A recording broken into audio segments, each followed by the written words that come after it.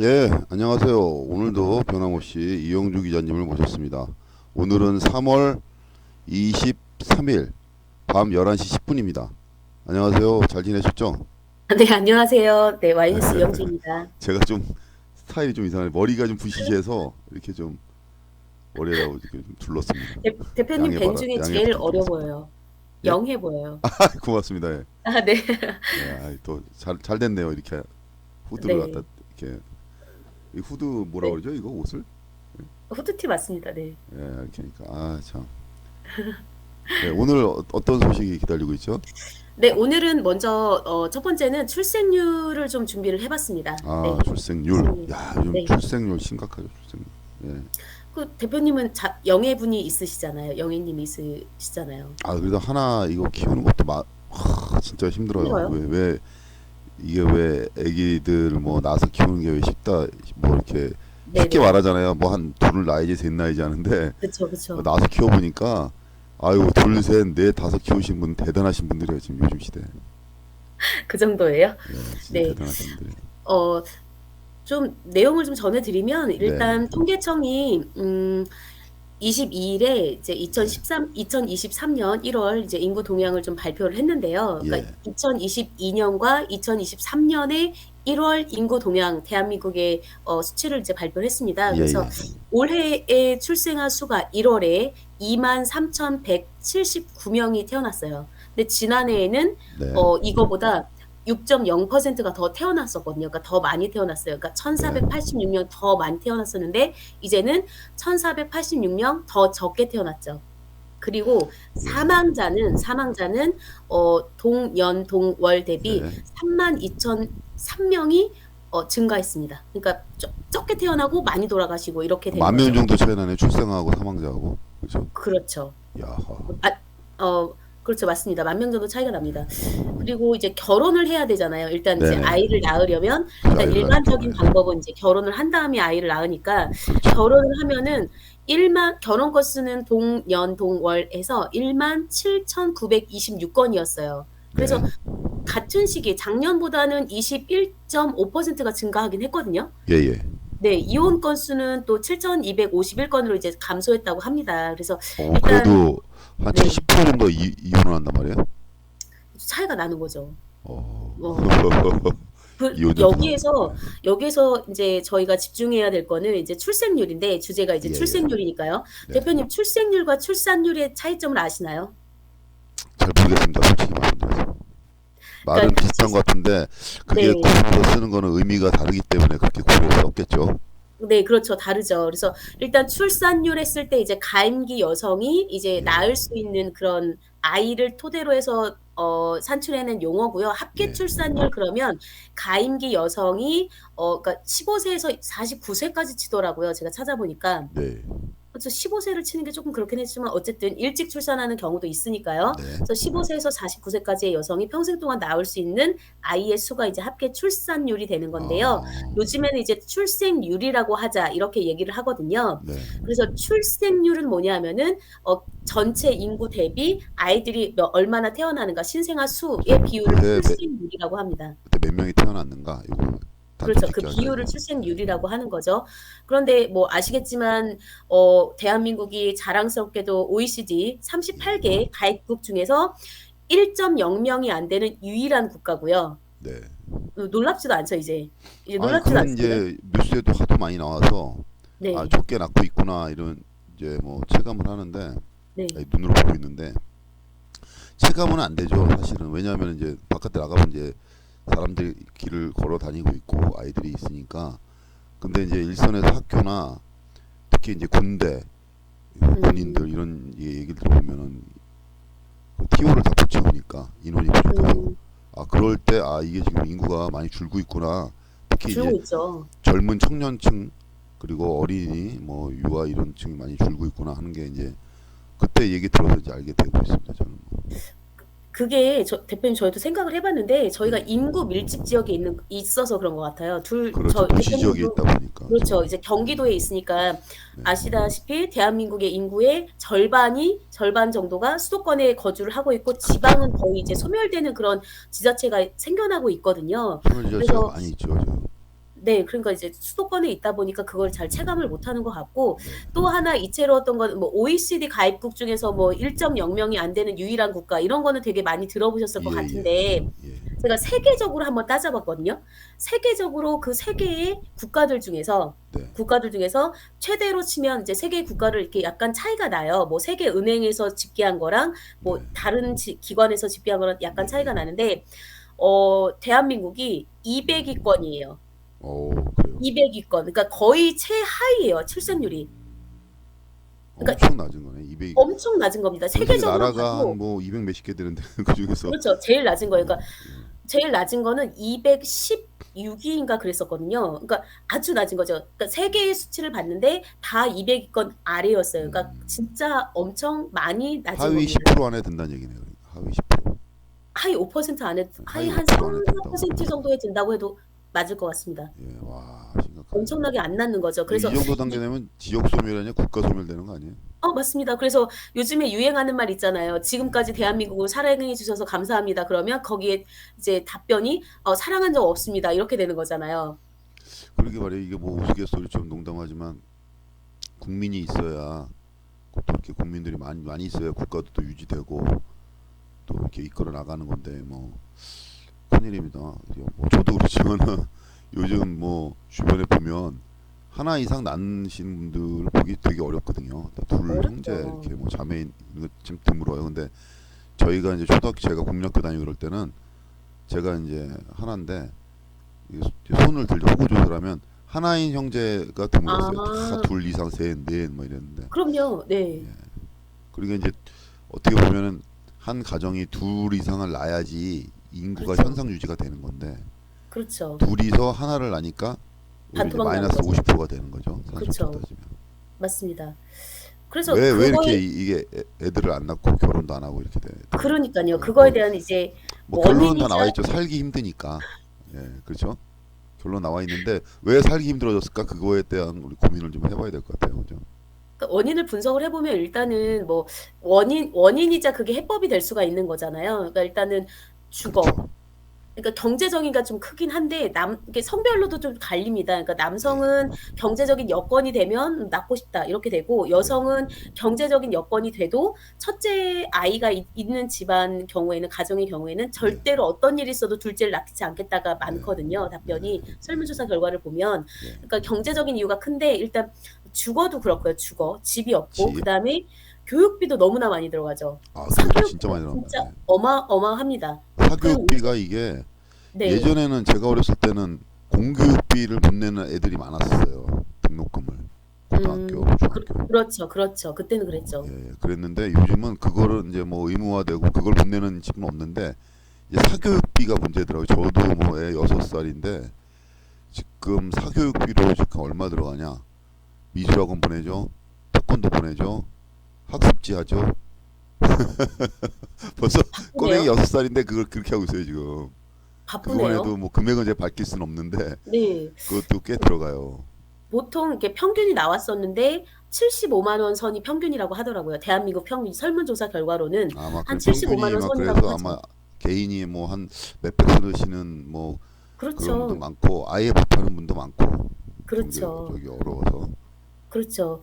그러니까 일단 주거, 그다음에 교육, 그다음에 치열한 경쟁인 거죠. 치열한 그렇죠. 경쟁. 네. 그러니까 왜 이렇게 됐냐면 사교육비를 많이 쓸 수밖에 없냐면 이게 이제 경쟁에서 이게 대한민국은 이제 문 밖에 나가면 다 경쟁이잖아요. 맞아요. 경쟁에서 도태되지 않게 하기 위해서 맞습니다. 부모가 해줄 수 있는 건 교육밖에 없거든요. 그렇죠.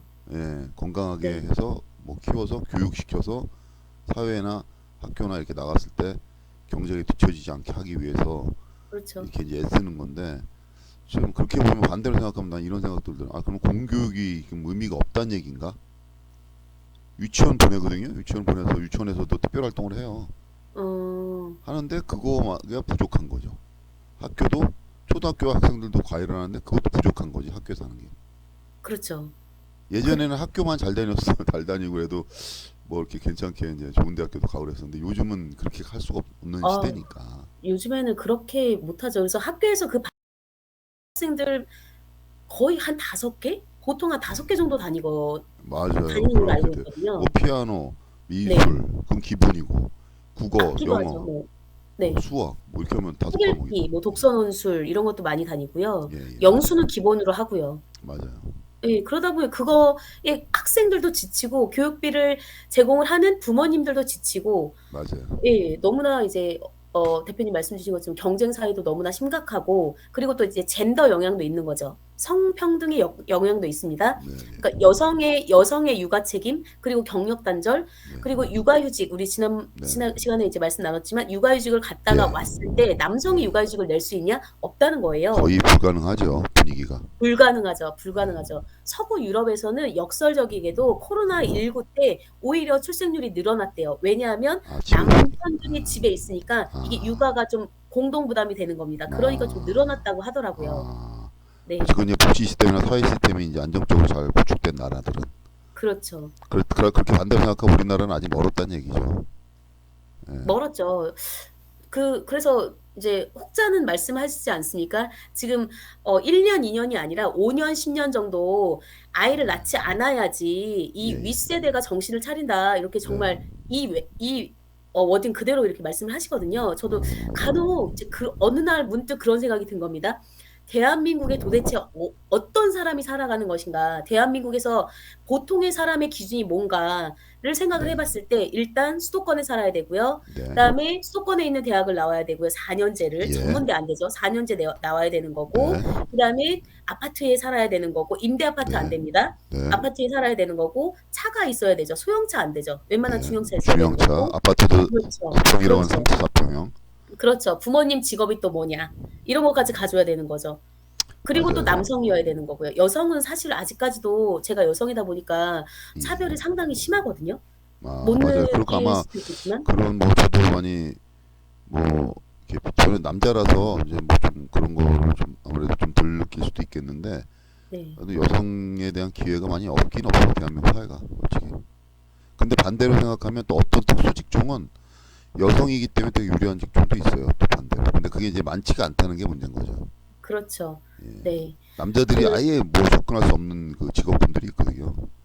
예를 음. 들면은 뭐 유아교육 뭐 이런 거, 유아교육. 유치원 선생님 남자가 있을 수 글쎄요. 있어요? 있겠죠, 있긴 있는데 없진 예. 않죠. 없진 않겠죠? 뭐 못하게 막진 않는데 남자들이 들어갈 수가 없죠. 진입 자체가 힘들고 음. 또 뭐 간호 쪽 남성 간호사분들은 그래도 꽤 많이 꽤 있는데 아무래도 그 네. 여성 비율에 비해서는 10%도 안 된다고 아, 보여요. 그렇죠. 예. 그렇죠. 그거는 그것도 그렇죠. 그것도 여성이 해야지만 되는 또 그런 그 여성이기 때문에 가능한 특수 음. 직업이라고 또 음. 생각되거든요. 간호 업종이 음. 뭐 그렇게 이제 기타 등도 있고 특히 반대로 근데 여성이 진입 못하는 업종들 그건 이제 대다수의 업종들이 여성 진입장벽이 높잖아요. 그렇죠. 사실은. 그렇죠. 네, 맞습니다. 네. 그다음에 이제 경력 단절이라고 했을 때 시간이 조금 지체가 되긴 했는데 근데 경력 단절이라고 했을 때 미국이나 이런 경우에는 시간을 이렇게 쪼개서 그러니까 네. 우리 대한민국처럼 9 to 파트타임 6가 잡. 아니라 그렇죠. 파트타임으로 뭐 주 1회, 주 2회, 네. 뭐 주 3회 뭐 두세 시간, 두세 시간씩 일할 수 있는 맞아요. 잡이 많다는 거예요. 근데 맞아요. 대한민국은 그렇지가 않죠. 그렇다 보니까 대한민국은 없죠. 네.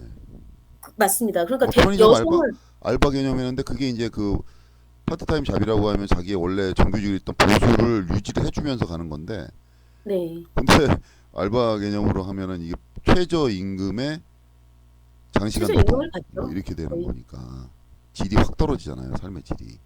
네, 맞습니다. 그리고 파트타임 같은 경우에도 시간을 보통 5-6시간, 6시간으로 잡지 1-2시간 이렇게 구하는 건 없죠. 흔하진 않거든요. 아예 흔하진 않습니다. 없다고 봐야죠. 예, 그렇게 뽑지를 않죠. 거의 그렇죠. 그러니까 여성으로서는 어쨌든 선택을 해야 되는데 본인의 일생, 지금의 예, 현생과 태어나지 않은 미지의 그 생명에 대한 책임감으로 인해서 본인의 그 어떤 잡이라든지 네, 커리어를 포기해야 되는가 했을 때 무게중심이 이제 현생으로 쏠리고 네, 있다라고 예, 하고 그다음에 인식도 요즘에는 그것이 더 맞아요. 현명하다로 쏠리고 있다라는 거죠. 네. 맞아요. 이게 육아 교육에 대한 부담 때문에 사실 업무에 대한 지장이 상당해요. 이제 뭐 제가 이제 상당하죠. 뭐 약간 이제 시간이 자유롭다 보니까 애를 이제 등하원을 시키는데 등하원 제가 그냥 쉽게 생각했거든요. 한번 어려운가요? 어려워 이랬는데 어려워요? 와 진짜 등하원이 진짜 이게 그 진짜 힘든가요? 어려워요 진짜. 그 유치원 가서 이렇게 손잡고 이렇게 오면 되는 거 아닐까요? 아니 안에 그게 가서. 그 갔다 오는 게 중요한 게 아니라 보내기 위한 준비 단계가 너무 아, 준비. 시간이 오래 가고 아, 준비 단계. 준비 단계는 그렇죠. 왜냐면은 준비 뭐 단계는. 일어나면 씻기고 네. 먹고 그리고 뭐 이렇게 옷 입혀서 데리고 가는 건데 그게 이제 성인은 그냥 자연스럽게 되는데 애들은 이게 잘 안 된단 말이에요. 이게 그렇죠. 안 예. 되죠. 밥도 잘 한눈도 안 자꾸 먹으려고 그러고. 팔고 딴짓을 하고 막 이래서 그 또 올 때도 또 맞춰서 시간을 맞춰서 또 기다렸다가 이제 픽업을 해야 되니까 그거에 대한 그 시간이 딱 얼마이잖아요. 그 시간이 아, 딱 그렇죠. 몇시 네네네. 몇시 이렇게 해서 그 어, 중간에 잠깐 시간 비는 건데 그거 어, 그거 갖고 또 집중이 안 돼. 왜냐면 그렇게 해서 또 아침에 진이 빠지니까 좀 쉬어야지 사람이 기계도 아니고 그렇죠. 네네. 그러니까 고도의 집중력 있는 일을 하기가 쉽지가 않다. 이게 내가 한번 아, 경험을 해가지고 그렇습니까? 지금 몇 개월째 제가 하고 오, 있는데 보통 일이 아니더라고요, 진짜. 그래요? 예, 쉽게 생각할 일이 새로운, 아니다. 새로운 소식인데? 예, 그리고 이제 그 일가정을 병립하는 그런 어머니 같은 경우에는 네, 여성이 같은 경우에는 어디서나 죄인이 된다라는 거예요. 직장에서도 죄송합니다 해야 되고 또 그렇죠, 직장 때문에 그 어린이집이나 유치원에 가서 또 잘 못 챙기면 거기 가서 또 죄송합니다 해야 되고 또 그렇죠, 가정에서도 1차적으로 여성에게 육아 책임이 있다고 인식이 있다 보니까 그렇죠. 이게 존재하다 보니까 또 가정에서도 죄송합니다가 돼야 되고 그러니까 어디 가서든지 죄송합니다, 죄송합니다를 입에 달고 살아야 되는 그런 여성이 그런 있다라는 거죠. 스트레스를 아무래도 많이 받죠, 직장 다니는 그렇죠. 여성들은, 네. 네. 그러니까 어 남자들보다는. 우리나라 출생률을 좀 재고 올리기 위해서는 일단은 네, 성평등 인식이 정말 진짜 확 뜯어고치지 않고서는 정말 개혁적으로 변혁이 되지 않고서는 이거는 저는 당분간은 불가능할 것 같거든요. 한 음, 세대, 한 30년 정도는 이 추세가 좀 이어지지 않을까라고 조심스럽게 전망을 해보고요. 그 다음에 교육, 주거비, 경제적인 요건도 좀 달라져야 되고 무엇보다도 경쟁 사회, 그러니까 수직적인 그런 사회 구조가 네, 그것도 인식을 확 뜯어고치지 않으면은 네, 좀 어렵다고 봅니다. 네, 네. 여기까지입니다. 제 생각하기에는 출생률이 떨어진 건 아까도 우리 잠깐 얘기했지만 경제적인 이유가 커요. 사실 경제적인 이유. 그럼, 왜냐하면 돈이 만약에 남편이 돈을 많이 벌면 그때 엄마가 나가서 일할 필요도 없거든요. 사실 그러면 이제 출생률도 높아지고 그 다음에 육아할 때 그런 부담도 엄마가 이제 해도 되는데 왜냐면 육아에 대한 부담은 있지 근데 돈은 벌어야 되지 남편 네, 벌이는 신통치 않지. 음, 그러니까 엄마가 또 나갈 수밖에 없는 상황이 되고 직장. 그렇죠. 예, 근데 그 맞습니다. 대다수의 그냥 국민들이 아마 뭐 100이라고 보면은 한 7, 80%는 아마 그럴 겁니다. 7, 80%. 예, 음, 그렇기 때문에 네, 뭔가 이게 획기적으로 개선되기는 쉽지 않을 것 같고 아까 얘기했잖아요. 그럼 출생률이 어떻게 높아질 것인가? 우리가 아마 이런 이상한 뭐 이런 너무 오바되는 얘기인데 아마 그 물리적인 위기가 오면 아마 닥쳐서 아마 굉장히 그 뭐 어려움을 겪게 되면 출생률이 높아지지 않을까. 예를 들면 뭐 전쟁이라든가 아니면 아, 뭐 기아라든가 이렇게 어, 되면 인간에 대한 소중함이 이제 그때 이게 국민 하나하나 있는 게 굉장히 국력이고 국가에 엄청 이거 지키는데 엄청 큰 힘이구나. 음, 이런 거를 지금은 아무도 모르죠. 배도 고파봐야 고픈 걸 아는 것처럼 그렇죠? 국민이 자꾸 주는 거에 대해서 뭐 정치인들이나 아니면 뭐 좀 이렇게 주부들이 인식을 못하는 왜 주는데 왜 주러 그냥 나가서 키우면 되지. 뭐 니네들이 뭐 저기 요즘 젊은 애들이 정신 상태가 썩어서 그렇지. 어? 혼자만 자기 이기주의고 자기 혼자 먹고 살려고 그런 거 아니야? 즐기려고 그런 거 아니야? 이런 마인드가 있는 사람들도 있어요. 있어요. 예, 그런 있어요. 사람들은 뭔가 이제 어느 정도 이제 풍족해서 그렇게 생각할 수도 있는데 자기가 그런 그 어려움이나 이렇게 키우면서 애들 교육시키고 음, 박봉으로 그런 고통이나 이런 걸 겪어보지 않은 거죠. 그런 걸 음, 겪어본 걸 옆에서 본 자식들이 자라서 나도 부모님처럼 할 자신이 없다. 이렇기 때문에 또 결혼도 안 하게 되는 거고. 부모님 그렇죠. 진짜 실제로 돈이 없어서 집도 마련 안 되고 결혼 비용도 없어서 결혼을 포기하게 되고 출산을 포기하게 되고 이게 악순환이 되는 건데 이 악순환이 이 현 상황에서는 참 끊기 어렵다고 보여지고 아까 그런 만약에 사태가 있으면 아마 정신 차리고 되지 않을까 그렇죠. 네. 친구들 그다음에 청소년 친구들이 세금 부담률이 어마어마하거든요. 그러니까 최대 맞아. 45%에서 50%까지 맞아. 본인 소득에 에서 이제 세금을 내야 된다고. 그래야지 왜냐하면 지금 유지가 되는 아시겠지만 상황이죠. 예. 노인율이 너무나 역피라미드 노인들이 상황이 돼갖고 그렇죠, 예. 그렇죠. 네. 그래서 사회적인 인프라나 이런 것들을 연금이라든지 국민연금이나 이런 것들을 이제 부담을 하려면 그 친구들이 희생을 할 수밖에 없다는 거죠. 네. 연금이 가장 문제죠. 국민연금 그거 이제 재원 고갈되기 전에 이걸 부담해야 될 수익자가 있고 네네. 부담자가 있는데 부담해야 될 그 세대에서 과연 부담할 수 있는 능력이 될 것인가가 우려가 되는 건 상황이죠 지금. 그렇죠. 여러 가지로 문제입니다. 네, 하여튼 해법이 참 없는데 큰일입니다. 어떻게 뭐 일부에서는 그래서 뭐 이민을 적극적으로 받아들여야 된다. 이 국민이 계속 음. 줄기 때문에 뭐 그런 얘기도 있고 뭐 여러 가지 방안이 있는데 저출생 대책으로 해서 정부에서 돈을 어마무시하게 썼지만 미비했죠. 차라리 그래서 누가 그러더라고요. 차라리 그 돈을 나눠줬으면 더 낫겠다. 그러니까요. 네. 차라리 1인당 그냥 정말. 얼마씩 나눠줘서 쓰면 더 많이 그러니까요. 더 높아지지 않았을까. 그러니까요. 네. 네, 그러니까 우리 차라리 전반적으로 우리나라 사회가 뭐가 문제가 있긴 있어요 지금. 세계 경제 심각하죠. 세계 심각한 경제 거죠, 이거는. 10위라고 하는데 제가 뭐 좀 말이 길어지는데 세계 경제 10위라고 하지만은 우리 세계 경제 10위면은 자 뭐 1위 뭐 1위가 누군지 모르겠습니다. 뭐 미국부터 시작해서 쭉 있겠죠.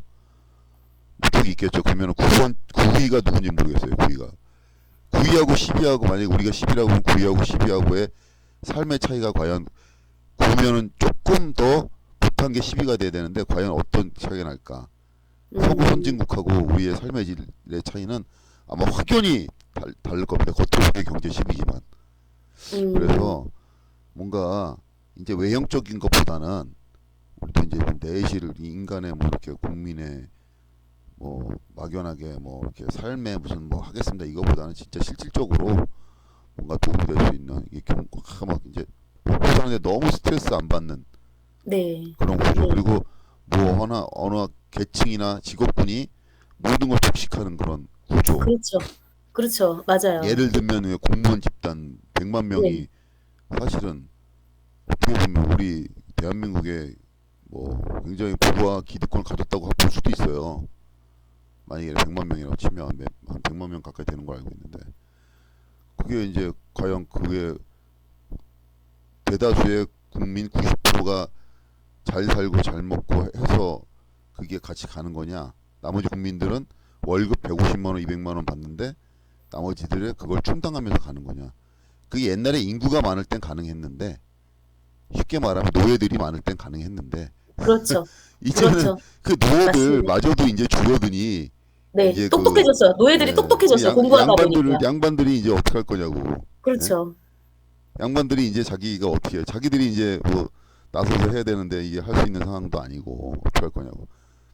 이건 고민은 뭐 이렇게 대다수 90%가 고민할 부분이 아니라 이거는 뭐 예를 들면 뭐 닦아놓고 얘기했습니다. 공무원, 교사, 뭐 기득권이라고 할 수 있나? 기득권이라고 하기 좀 그렇고 뭐 어느 정도 안정된 직종이나 지역군에 어느 정도 자기 노력이든 아니면 뭐 어떻게 배경에 대해서 올라가신 분들 그런 10%의 주류 대한민국 인구 따지면 10% 20%의 주류 상위 20, 30%의 주류에서 고민해야 될 부분이다 이거는 진짜 본인들의 기득권을 유지하려면 나머지 70% 국민이 존재해야 되기 때문에 존재해 줘야지만 유지한다는 걸 반성 좀 이렇게 각성했으면 좋겠어요.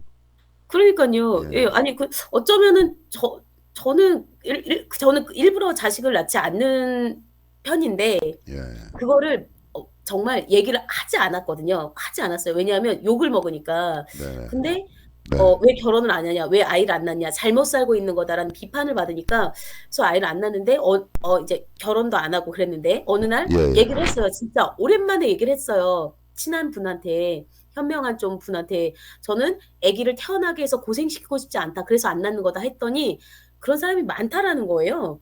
그래서 되게 놀랍더라고요. 그게 1년 전이었어요, 불과. 네, 그러니까 이제 깨어나고 있는 거죠, 사람들이. 어떻게 예, 보면. 네.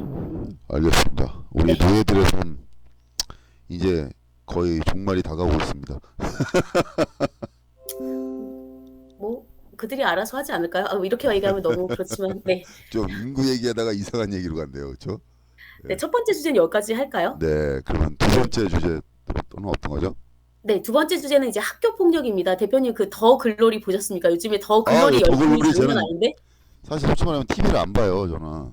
아, 안 보세요? 그 예, 넷플릭스에서 근데 하는 이제 건데 뭐를 시리즈 보냐면 하는 게 아니라. 어떻게 그렇다고 유행에 뒤처질 수는 없으니까 네. 그 뭐 유명하다 뭐 이렇게 뭐 드라마나 이런 거는 유튜브를 통해서 보거든요. 유튜브로 이제 짧게 아, 압축해서 정리해 놓은 거. 압축해서 영화도 아, 영화관 안 간 지 지금 몇 년도 오래됐어요. 왜 영화도 짧게 네. 압축해서 줄거리만 요점만 팍팍 해놓은 음, 유튜브들이 있거든요. 코로나 때문에 예, 네네. 글로리도 저도 그 압축한 걸로 봤거든요. 아, 2, 그러셨어요? 압축한 거 30분짜리로 보면 압축해 놓은 게 어때요? 있더라고. 예. 그래서 그거 압축 예, 예. 네. 그걸로 봐서 글로리 내용은 대충 알고 있습니다. 스토리는. 아, 감동이 오나요? 저는 정주행했거든요. 파트 1과 파트 2를 정주행을 하면서 파트 1에 좀 데미지가 컸었고 그다음에 거기에서 이제 소재가 됐었던 그 고데기로 이렇게 지지는 거 있잖아요. 예, 예. 그게 실제로 일어났던 일이라고 하더라고요. 뭐 청주 실제 지역으로 알고 사건을 있는데. 모티브로 해서 뭐 했다고 네네네. 하더라고요. 예. 그렇죠. 네. 그래서 학교 폭력이 심각한 거는 뭐 다들 청취자분들이나 뭐 시청자분들이 다 아실 것 네, 같고, 근데 저는 법적으로 한번 알아봤는데 예, 이제 학교 폭력 예방 및 대책에 관한 법률이 있습니다. 이게 예. 2021년 6월 23일부터 시행이 됐어요. 불과 2년 된 거죠. 네네. 그래서 이 법률이 있긴 한데 여기에 이제 뭐 찾아보면 되게 많이 어떤 내용들이 있고 뭐 교육감의 의무나 뭐 그다음에 학교폭력 대책 심의위원회 설치 기능이 있고 그다음에 여기에서 구성 운영 뭐 이런 내용들이 이렇게 나옵니다. 네, 그다음에 이제 피해 학생을 보호해야 된다도 당연히 나오고요. 그다음에 가해 학생에 대한 조치가 나와요. 9가지가 있거든요. 예, 9가지가 있는데 제17조입니다. 첫 번째는 피해 학생에 대한 서면 사과예요. 그러니까 글로 사과하는 거고 두 예, 번째는 피해 학생 및 신고 고발 학생에 대한 접촉, 협박 및 보복 행위 금지고요. 네, 세 번째 학교 봉사, 네 번째 사회 봉사, 네, 다섯 번째 학내외 전문가에 의한 특별 교육 이수 또는 심리 치료, 여섯 네, 번째 출석 정지, 일곱 네, 번째 학급 교체, 네, 여덟 번째가 전학이고요. 아홉 번째가 퇴학이에요. 네, 그런데 여기서 문제가 뭐냐면 사회봉사나 그러니까 뭐 학교봉사는 학내봉사니까 그렇다고 치고 사회봉사라고 했을 때 사회봉사를 잘 안 받아준다라는 거예요. 그런 기관을 찾기가 쉽지 않다라는 겁니다. 음, 왜냐하면 아이들이 학교 폭력을 보통 한 명이서 한 명을 때리진 않잖아요. 두세 명이서 한 그렇죠. 명을 때리거나 이렇게 갈 때 이제 같이 봉사를 하러 가면 그 친구들끼리 싸운다는 거예요. 네, 그렇겠네요. 거기서 또 인제 문제가 발생을 하다 거기서 또 보니까 문제가 생기겠네. 그렇죠. 거기서 인제 문제가 발생하다 보니까 네, 찾기가 쉽지가 않고 또 하나는 뭐냐면 수도권은 좀 괜찮은데 도심 지역은 좀 괜찮은데 지역이나 이제 지방으로 내려갈수록 이제 그쪽으로 가면 행정기관을 찾기가 어렵다라는 거예요. 그렇죠. 아무래도 네. 그렇겠네요. 그러니까 이제 사회봉사도 잘 안 되는 거고 그다음에 제가 또 이거 이제 내용 준비하면서 생각을 해 보니까 학생이 학생을 때리는 것도 있었지만 예전에는 선생님이 학생을 때리는 것도 많았잖아요. 네, 맞아. 선생님이 옛날에는 학생을 때리는 것도 학교 많았어. 폭력이라고 하면 제 네. 기억에는 네. 학생이 학생을 때리고 괴롭히는 것보다는 네. 선생님이 학생들을 때려서 문제가 되는 경우가 아 웃으면 그렇죠. 맞아요. 뭐 저도 맞으면서 공부했거든요. 그러니까 예전에 영어 그 단어 틀리면 한 개 틀리는데 몇 대씩 이렇게. 예전에 그 뭐 추정 60분 저 어렸을 때 있었을 네. 때 그 선생님이 학생을 때려갖고 죽은 사건도 있었어요. 죽었어요? 예, 예. 그 선생님이 무슨 아. 뭐 애를 이제 빠따를 친다 그러죠. 하다가 네. 어떻게 잘못 맞아 머리 맞아서 죽은 거죠. 그런 사건도 있었어요. 그런 사건도. 그렇게 해서 선생님이 무서웠는데 요즘 이제 교권이 무너지다 보니까 뭐 그렇죠. 예, 그런 식으로 되는 거죠. 네.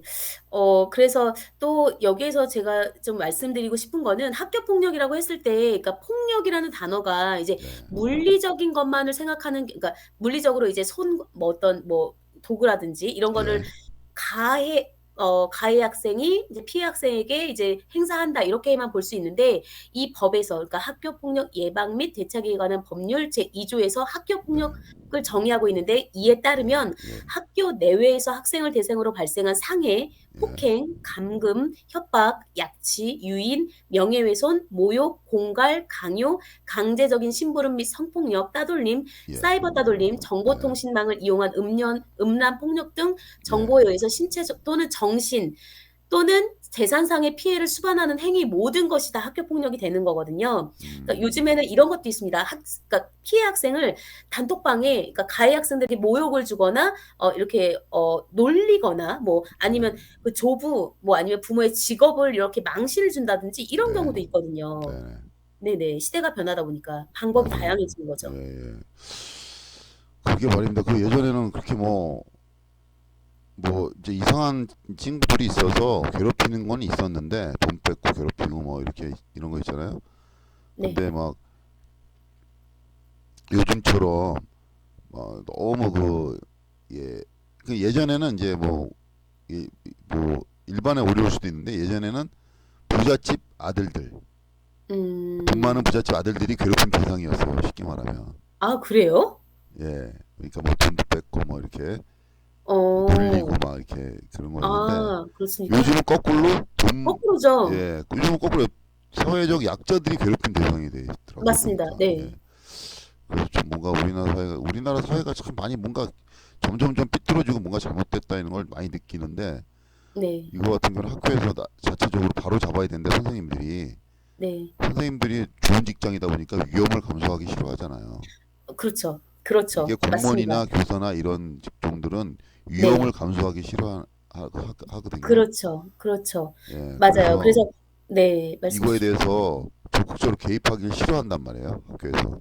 좀 꺼려하죠. 네, 아무래도 일이 커지는 거를 좀 어 본인들한테 피해가 네. 올까봐 신분상. 그렇죠. 예, 그렇죠. 그래서 이거를 그렇다고 해서 이걸 다 수사기관에 맡길 수는 없지 않습니까? 일일이 다. 그렇죠. 가해 학생도 그렇고 피해 학생도 그렇고 또 일일이 어떻게 이걸 수사기관에 다 가요? 법정까지 어떻게 다 가요, 맨날. 음 그리고 학교에서 뭔가 학교 자체에서 뭔가를 획기적으로 위원회 열어서 뭐 심사한다 이런 것보다는 네. 진짜 뭐 학교 자체적으로 뭔가 교수한테 뭔가 이게 할 수 있는 권한을 주거나 아니면 이렇게 해야 되는데 그것도 아마 이렇게 너무 오랫동안 굳어졌기 때문에 쉽지가 않을 음 겁니다. 음 그래서 이 학폭 문제도 제가 보기에는 더 앞으로 더 증대되고 심각하면 심각해졌지 그게 뭐 되진 않을 거예요. 문제는 이제 뭐냐면 이게 가해자들도 이제는 경각심이 이제 생긴 게 뭐냐면 네. 아 학교 때 그게 학폭한 게 끝난 게 아니라 네. 나중에 커서도 내가 학폭했던 게 가해자였던 게 이게 드러나면 엄청난 나한테 그렇죠. 불이익이 오는구나. 그렇죠. 그렇죠. 요번에 일련의 사건들 때문에 이거 전 국민이 각성하는 계기가 된 것 같아요. 전 음 국가적으로. 아 학교 때 내가 이게 한 게 학교 끝나면 끝나는 게 아니었네. 끝나는 게 예, 내가 아니죠. 어디 좋은 데 가고 잘 나가고 그러면 그게 나의 발목을 잡는구나. 네. 예, 아니면 뭐 가요 경연 프로그램에서 듣고 학부 문제로 중도 하차하고 뭐 네. 여기 무슨 뭐 서울대생이라고 하는 그 무슨 검사 아들 네 뭐 네. 그것도 좀 그렇고 나중에 이게 다 문제가 되잖아요. 요즘은 다 SNS 온라인 시대다 보니까 문제가 되죠. 이런 걸 차라리 이런 걸로 경각심을 주는 것밖에 없는 것 같아요.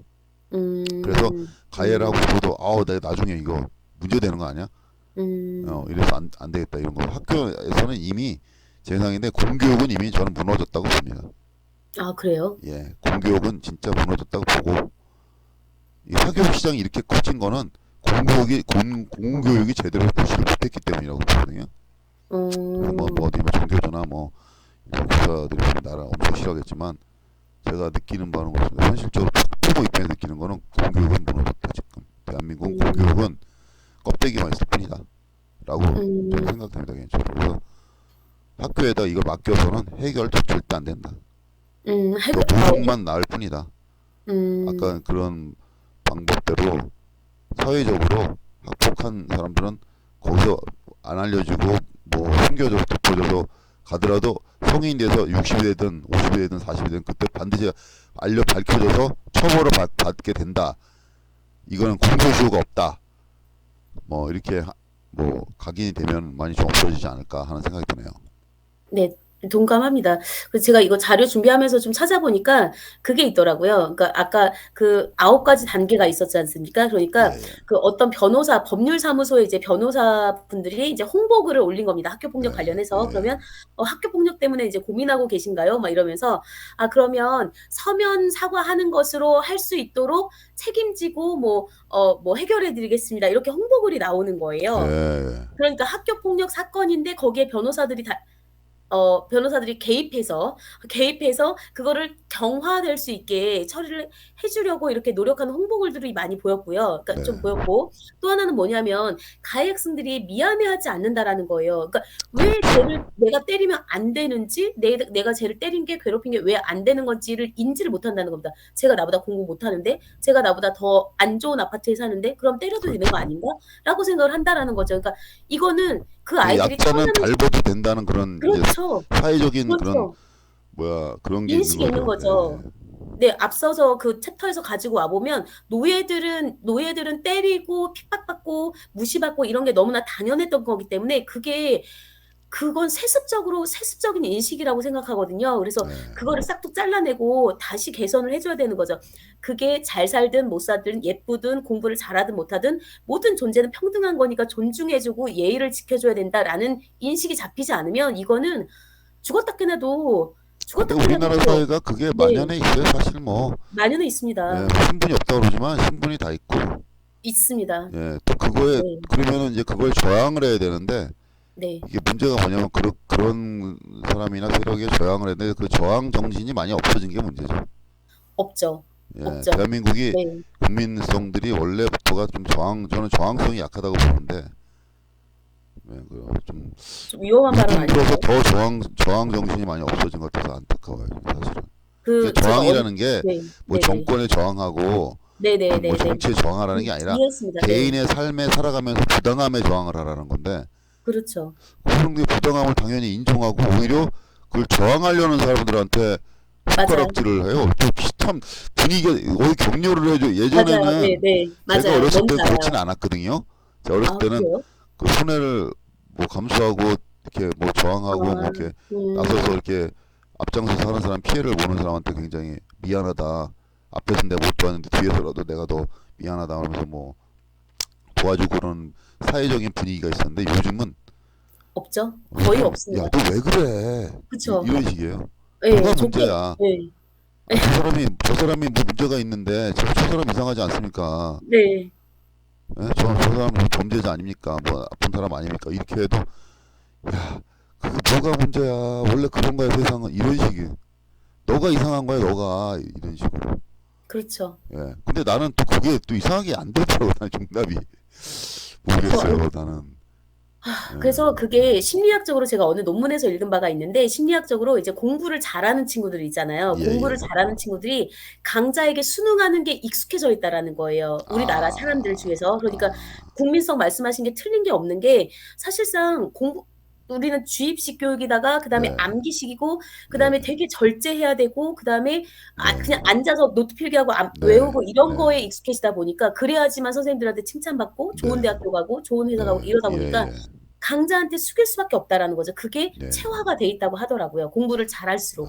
예. 이게 네. 이제 노예 교육이에요. 쉽게 말하면. 그렇죠. 예. 어떻게 이게 보면 이제 그렇죠. 뭐 제가 듣기로는 뭐 정확하진 않겠지만 제가 전문가는 아니라서 그냥 들은 썰을 쓰겠습니다. 이게 이제 우리가 배우는 그 교육 시스템이 다 독일에서 온 건데 독일에서 아. 일본을 거쳐서 일본이 이제 독일 걸 받아들였잖아요. 네네. 그 모든 제도하고 시스템을 그래서 우리를 식민지하면서 일본의 그 식민지 정책이 학교를 만들면서 자기네들의 그런 시스템인데 그럼 음. 독일은 뭐냐? 독일은 그때 당시에 무슨 교육을 위해서 학교를 만들었냐면 공장 노동자 대량 그렇죠. 생산력 그렇죠. 공장 노동자를 그렇죠. 양성시키기 위한 교육을 그렇죠. 시켰던 거예요. 그래서 암기하고 주입하고 줄 그렇죠. 똑바로 서고 조회하고 그렇죠. 뭐 군대처럼 이렇게 하는 그런 군대식 교육이죠. 쉽게 말하면 그런 교육을 시킨 거를 이제 일본에 이렇게 식민지 받으면서 우리도 주입된 걸 아직도 그대로 그 시스템 그대로 오고 있는 거 아닙니까? 음. 일제 시대 때 국민학교 6학 6년, 3년, 3년 쌓이도 그렇잖아요 지금도 대학 4년. 그렇죠. 네. 예? 뭐 이제 다른 나라도 뭐 다 대동소이하지만 그러면 그 안에 있는 그런 내용도 똑같잖아. 내용도 사실 내용 그 선생님들이나 배우는 내용도 비슷해요. 부정을 할 수가 없네요. 예, 아, 이게 뭐 우리나라 건국했던 게 뭐 언제인지 뭐 1900뭐 50년대 뭐 국가가 세웠다 그러면 1900 뭐 45년에 언제 47년? 됐나요? 예, 네. 예. 47년인가요? 그때하고 똑같아요. 일제 시대 때 그대로 가서 그대로 가는 거야. 지금 뭐 몇십 년을 똑같이 음, 배우는 거예요. 똑같이.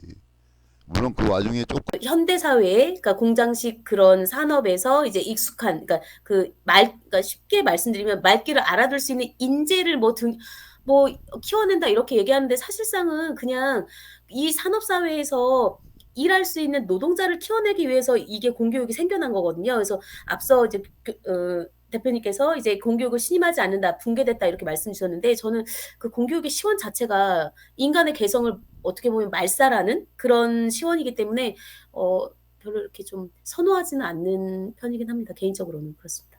네. 이제 붕괴했다고 말을 표현한 거는 그 효율성 측면에서 너무 제로기 음, 때문에 음, 공자를 공공이랑 붙이는 거는 국가에서 정부에서 교육을 대신에 이제 책임져 주겠다는 얘기잖아요. 근데 책임을 못 지잖아요 지금.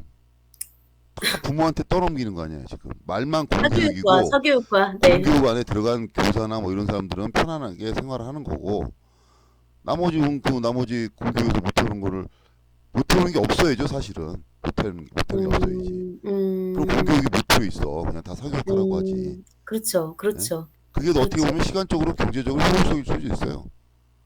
그렇게 하면 학부모한테 다 모든 걸 떠넘기고 음, 이렇게 뭐 공교육이라는 거는 어마어마한 예산이 들어가는데 나 몰라라 하고 있고 어떤 뭐 얘기 들어보면은 어떤 학생들을 가면 얘기하면 이런데 선생님이 야 니네들 다 학원에서 배웠지? 이건 학원에서 맞아요, 가서 맞아요. 물어봐. 제가 그 말씀 드리려고 아니 그럼 했어요. 어느 네, 교사인지 그 교사는 네. 진짜 그런 교사 자격을 떠나서 그건 저기 뭐야 교사로서 월급 받는 사람으로서 그건 뭐라 그래야 되나요? 기본 자질이 안 돼 있는 거예요. 진짜 그런 얘기를 하는 근데 사람들이. 워낙에 아이들이 학원에서 워낙에 선행이 다 돼 있으니까 학교 선생님들도 쉽지 않을 것 같아요, 요즘에는. 그러면 자기도 네. 공부를 해야지. 왜 같은 선생인데 학원 선생하고 학교 선생하고 같은 대학교 나와서 같은 선생인데 왜 학원 선생한테 왜 들으려고 하냐고 다. 그 사람들은 뭐 목숨 밤낮을 걸고 노력할 하죠. 거 아니에요. 예, 어떻게든 목숨 걸고 가르쳐서 하죠. 자기가 돈을 네. 벌기 위해서. 그렇죠. 근데 뭐 학교 선생님들을 모르겠어요. 얼마나 노력하는지를. 그래서 이제 들어갈 대표님 때는 엄청 말씀 노력하셨겠죠. 네. 들어갈 때는. 네, 다 맞는 말씀이시라고 저는 생각합니다. 제가 개인적으로 생각했던 거는 교육 혁신이었어요. 그래서 이제 검정고시가 있긴 있잖아요. 그러니까 검정고시를 그냥 유튜브나 이런 데다가 그 교육 과정 있잖아요. 그러니까 검정고시를 통과할 수 있는 초등 졸업, 중등 졸업, 고등 졸업, 그다음에 대학교까지 해서 아예 그 교육 과정을 유튜브에다 싹 다 공개를 하고 통과할 수 있게 그 시험을 만들어 주는 거죠. 그러니까 시험을 뭐 있다 치면 난도를 약간 높지 않게 해가지고 지금 우리나라에서 대학 안 나온 사람 대접 받습니까? 솔직히 지금은 약간 바뀌었다고 하지만 저는 개인적으로 대학을 왜 가야 되는지 잘 모르겠거든요. 그러니까 그렇게 배우고 싶은 사람들을 위해서 아예 그 교육 과정을 다 공개를 싹 다 해버리고 시험도 무료로 볼 수 있게 그래서 졸업장 받으면 초등 졸업했다 중등 이수했다 이렇게 할 수 있게 바꾸는 거를 제가 한번 생각을 해봤긴 했었거든요. 그러니까 오픈형으로. 그렇죠. 완전히 오픈으로. 그 100% 머리 다 좋은 오픈으로. 놈들은 그 1년 만에 하는 거고 그렇죠, 머리 그렇죠. 아픈 사람들은 뭐 시간 뭐 그렇죠. 3년 걸릴 수도 있고 5년 걸릴 수도 있고 뭐 이렇게 하는 거고. 이거를 제가 왜 생각했냐면 학생들이 초등학교 1학년 8살 때부터 고등학교 3학년 19살 때까지 무려 12년 동안을 하루에 3분의 2 이상을 학교에 있으면서 성적, 그 숫자 하나로만 등수도 매겨지고 내신도 매겨지면서 쟤는 잘나는 애, 잘하는 애, 잘나는 인생이라고 세뇌가 된다라는 거예요. 그럼 그리고 사회에 나와서도 그러면 그것이 학교 폭력의 맞아요. 정당성에 당위가 부여가 되는 거죠. 이거는 잘못됐다라고 생각이 들어서 여기까지 말씀을 드렸습니다. 네, 그 네. 예전에는 뭐 그 학교 공부만으로도 좋은 대학교를 많이 간 사례들이 많은데 네. 요즘은 사교육을 안 받고 어떻게 좋은 대학을 갑니까? 솔직히 말씀드려서 사실 어렵죠. 정말 어렵죠. 불가능하죠. 국영수 중심으로 안 예, 돼요. 불가능하죠. 거의 어렵죠. 불가능하다고 봐야 돼. 그래서 부모의 재력과 이 그렇죠. 자녀의 학력은 비례할 수밖에 없는 상황이라서 맞는 말씀이다. 맞는 말씀이세요. 네. 이런 구조가 된 게 그러면 누구 탓이냐? 제가 보기에는 공교육이 무너졌기 때문이다. 어느 순간부터. 예전엔 그래도 교복 입고 다니고 막 이럴 때는 뭐 다들 못 살았으니까 사교육하기 되게 어려웠거든요.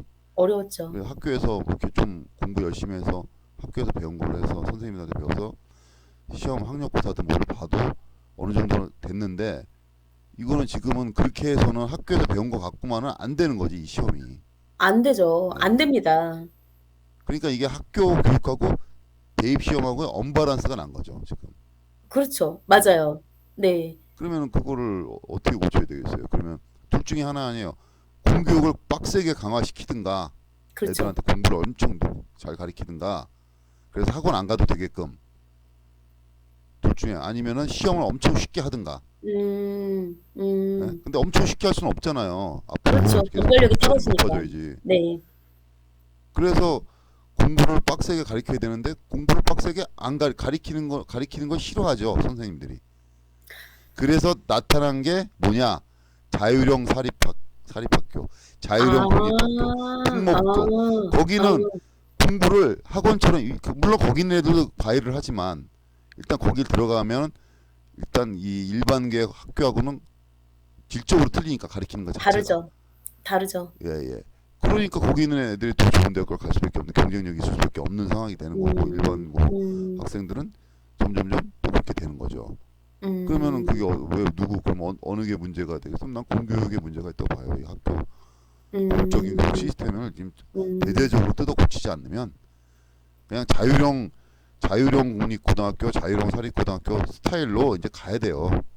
음, 전체를 다 음, 거기가 이제 거기를 욕할 게 아니라 전체 일반고도 다 그런 스타일로 학교 재량으로 교과 편제할 수 있게끔 하고 선생도 꼭 뭐 임용고시에서 해야 아니 왜 꼭 임용고시를 해야지 선생을 할 수 있나요 우리나라에?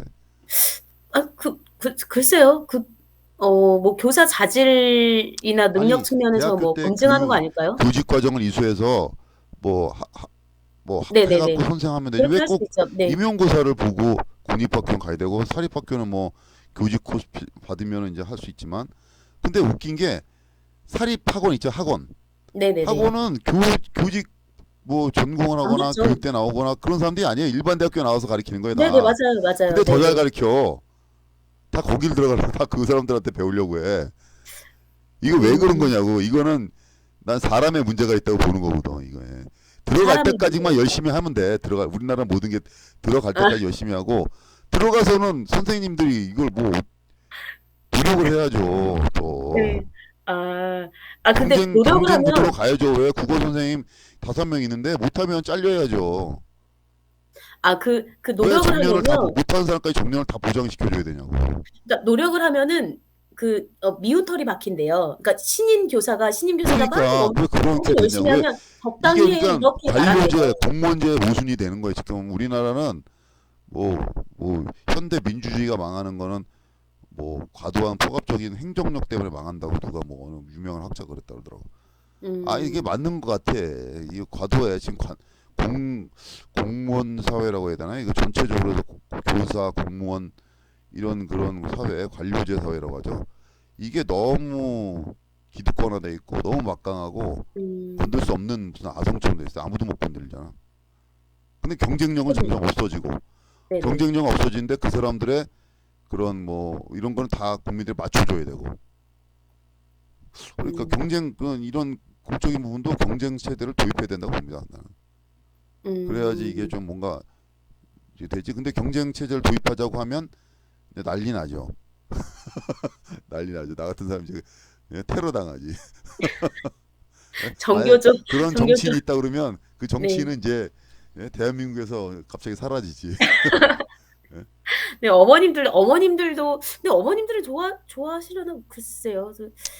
그러니까 우리나라 뭐, 국민들이 네. 문제예요. 그게 좋은 소리해서 자기들을 위해서 이렇게 애써주면 어? 그럼 거기에 따라서 이렇게 가야 되는데 이상하게 그냥 사람들은 뭔가가 묻혀가려고 하는 경향이 크죠. 이게 주류나 기득권에 꼭 편승해야지만 된다는 그 강박관념이 그렇죠. 있어 맞아요. 사람들이. 맞아요. 맞아요. 예. 진짜 맞는 그게 말씀이에요. 옳든 네. 그르든 그 필요 없어. 무조건 음, 그쪽 편승해야지만 가. 그러니까 자기나 음. 생각이나 뜻이 뭐 틀리거나 저쪽 말이 소수가 말하는 게 옳아도 거기가 안 돼. 거기를 못 가. 맞아요, 맞아요. 예. 정말 맞아요. 진짜 맞아요. 그러니까 거기서 조금씩 헤어나는 게, 네. 개혁이나 무슨 혁명이 불가능해요. 우리나라는 데 구조적으로 보니까 불가능해.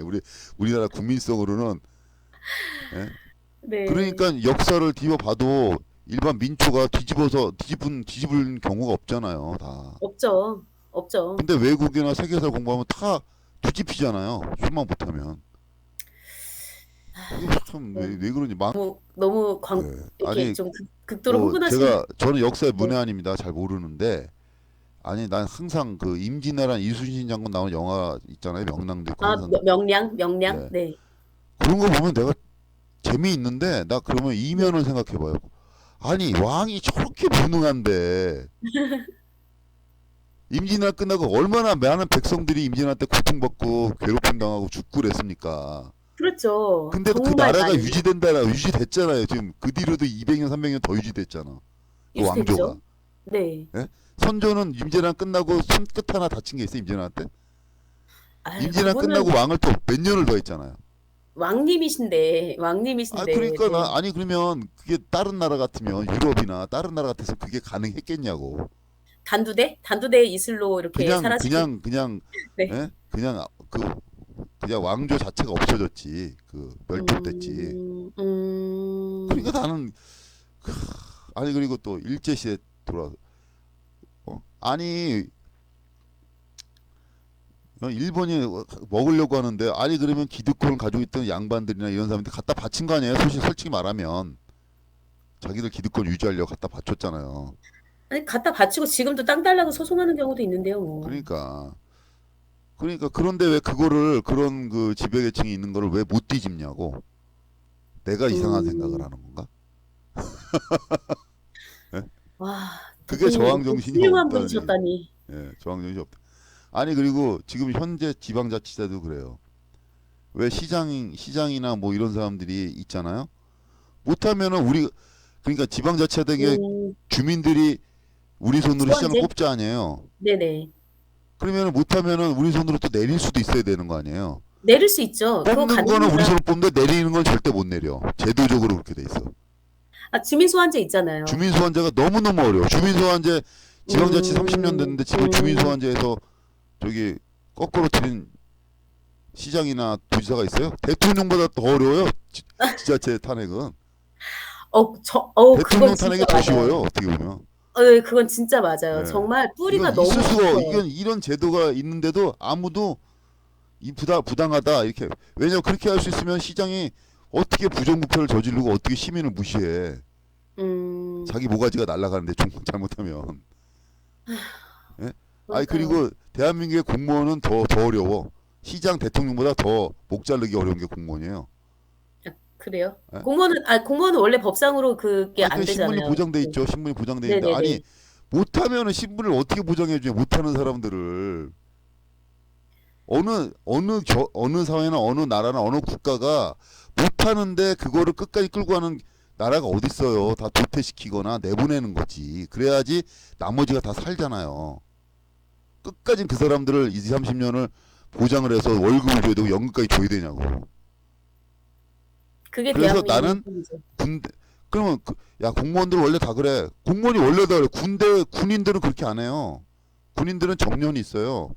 아, 군인들도 공무원이잖아. 군인들도 계속해서 계급 정년도 있고 승진 연한도 있어요. 그래서 못하면 다 내보내요. 내보내요? 예, 군인들은 그래요. 그래요? 왜 근데 일반 공무원들은 왜 철밥통철 끝까지 가야 되냐고. 왜 능력도 안 되고 어떤 사람 진짜 한심한 지적 수준 가진 사람들도 국장 막 과장 달고선 어?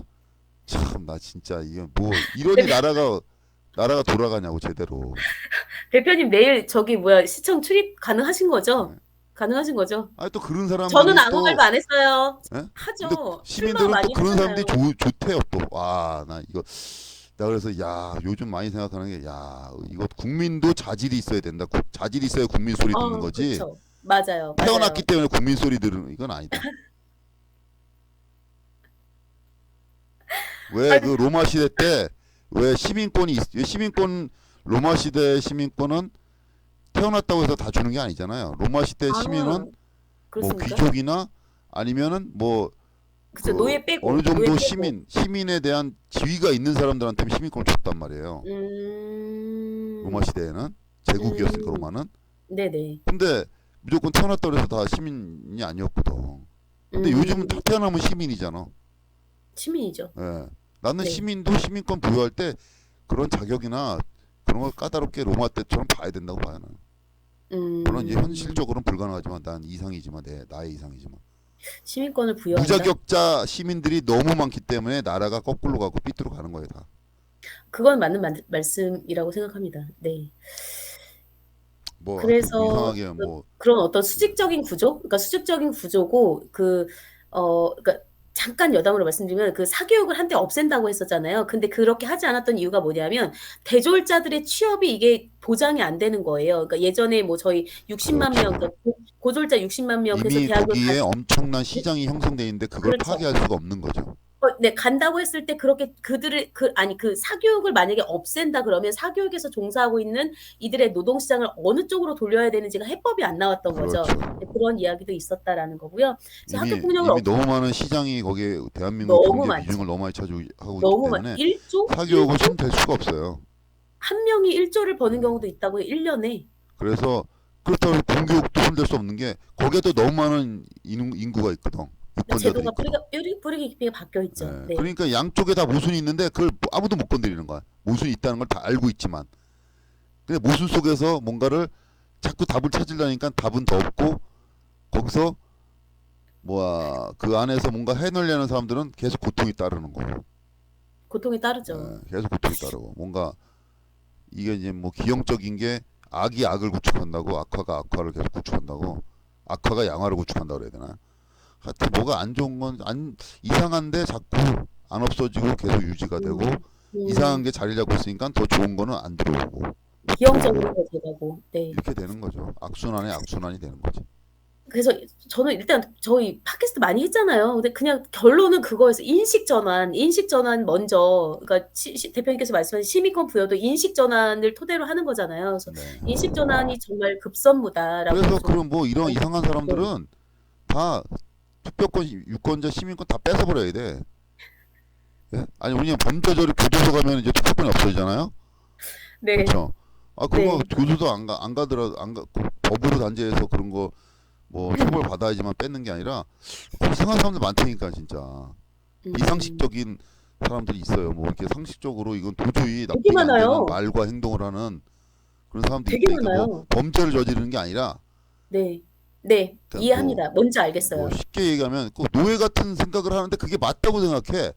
네. 그래서 야 너 우리가 노예가 아니잖아. 노예를 해방합시다. 이 얘기하면 야 임마 쓸데없는 얘기 하지 마. 이런 얘기하는 사람이 있어 오히려.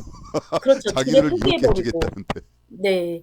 근데 또 그런 말이 있잖아요. "인간은 누구나 비겁해질 수 있다."라고 하잖아요. 그러니까 어떤 경우에서는 정말 굴복하게 되고 그런 이제 면면들이 쌓이다 보니까 그런 사람들이 있기도 하지만 그렇지 않은데 그런 상황들이 생기기도 하고 그런 면면들이 쌓이다 보니까 또 모순이 발생할 수도 있고 또 이제 그러니까 병폐가 더 작은 쌓여갈 수도 거에 있죠. 작은 네. 걸로 아까 예전에 첫 방송에 그랬죠. 50만 원으로 사람을 지배한다고.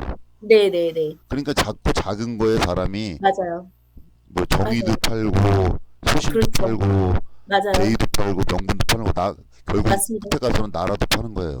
맞아요, 맞아요. 자기 가족과 처자식도 팔아먹고 그렇게 되는 거예요 다. 그래서 우리가 일제 34년 몇 년 겪은 거예요. 그래서 예? 대표님 대한민국을 통째로 디스하시는 전 책임 못 져요. 저 이거 황민호의 진짜 뉴스니까 저는 책임 못 집니다, 정말. 예, 네. 이게 진짜 우리가 학력이 다 높아져 대학 나왔다 그래서 진짜 뭐 다 학력이 높아졌다 그래서 뭐 다 다 이게 똑똑한 건 아니죠. 지적 헛똑똑이들이 능력이 지적 많죠. 수준이 올라갔다고 보기는 어려운 거예요 사실은. 어렵죠. 비례하지 큰일입니다. 않아요, 예. 절대. 네. 너무 길어지면 이게 이상하게 주제 본론하고 어긋나니까 일단 여기까지 그러니깐요. 하겠습니다. 제가 요즘 요 알겠습니다. 근래 하도 많이 느끼고 겪는 거라서 네. 진짜 큰일입니다. 대한민국 큰일이야. 이제 그럼 오늘은 대표님의 한탄과 함께 마무리할까요? 네, 아 오늘 이상하게 네. 한탄 섞인 방송을 하게 됐습니다. 주제와 본론과 상관없이. 뭐 하지만 전 그렇다고 재밌었어요. 뭐 이런 얘기 못할 것도 없잖아요. 유튜브니까 괜찮죠. 아니 이거 자유민주주의 국가인데 뭐 이 정도 말 못하면 어떻게 해요? 대표님 뭐 내가 괜찮으신 누굴 거죠? 욕한 것도 네. 아니냐, 실명 거론한 것도 아니고 그냥 분위기가 이렇다. 네. 내 심정이 이렇다 얘기를 하는 거지. 틀린 말씀은 없었다고 봅니다. 예. 그래서 좀 공감한 사람이 한둘이라도 좀 있었으면 좋겠습니다. 일단 한 명은 예. 있고요.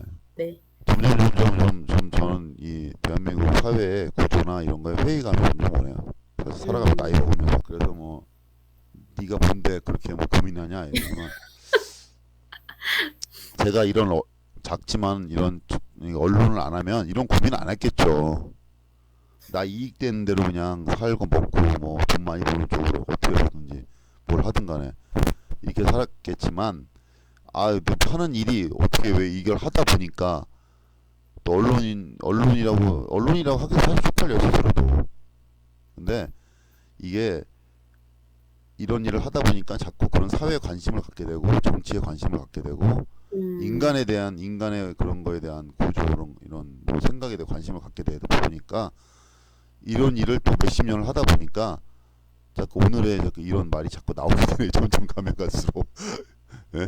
내가 나 저 아무것도 아닌 일개 개인인데 저도 부족한 점이 많은데.